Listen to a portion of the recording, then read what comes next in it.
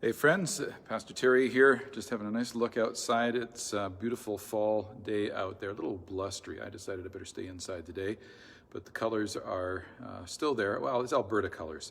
I grew up in Ontario, and I do have to say, fall, I look back to photos from the Ontario area, and man, some of those photos are just so stunning. The reds and oranges together with the yellows, and just super beautiful. If you're there, certainly welcome to join me, or if you're dialing in a little late, you can leave your comments. I try to take Thursday Thoughts to just provide a little bit of a tip of my hand to where we're going this coming Sunday and how you might prepare, whether you're with us online or whether you're with us in person. You're very welcome to be either place. We've got about 94 available chairs in the sanctuary, kind of set in cohort groupings, and those groupings are just designed so you and your family can sit together, or you and a couple of friends, people that you're already in cohort relationship with, and then 2 meters distancing between you and the next person. And anyway, it's been great. It's been wonderful to be able to see people face to face and connect with at least a percentage of our congregation eyeball to eyeball in any given Sunday. And then we're super grateful for those of you who are part of our church family online, and just trying to find ways to reach out to you in helpful and effective ways. We've been in a series, this coming Sunday is week 6 of a series that we're calling The Big Picture.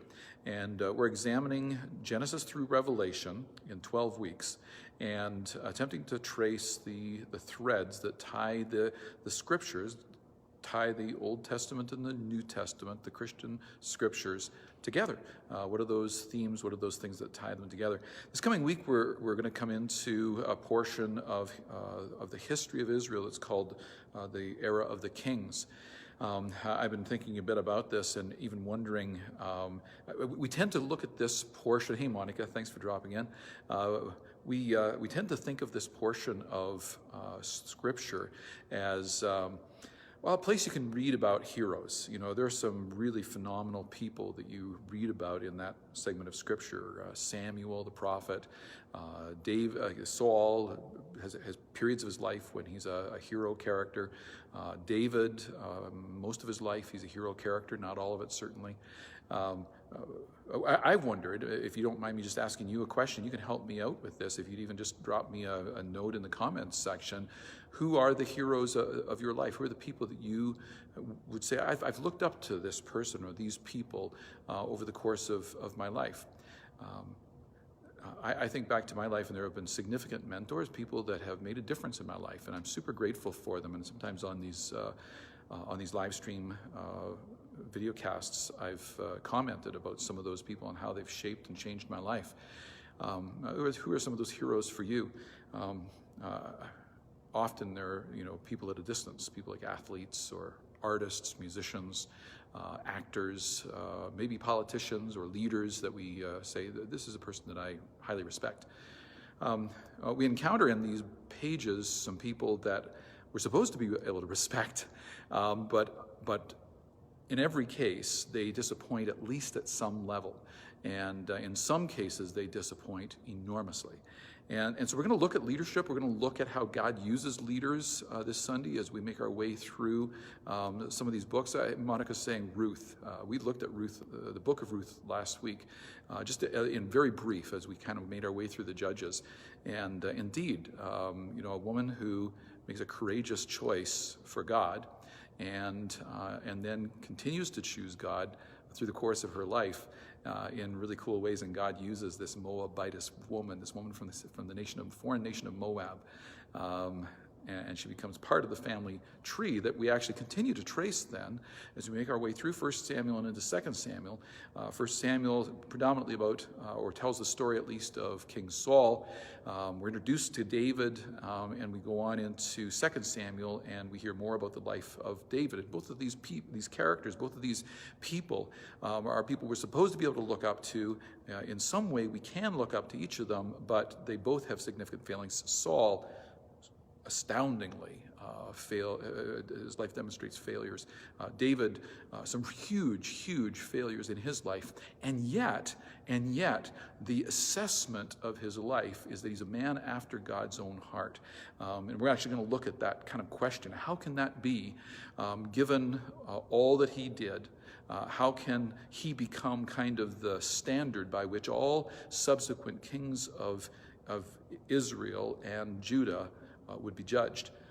And then we're going to we're going to look at the kings that we want, the kings that we get, and then the king that we need as we examine the scriptures this coming Sunday.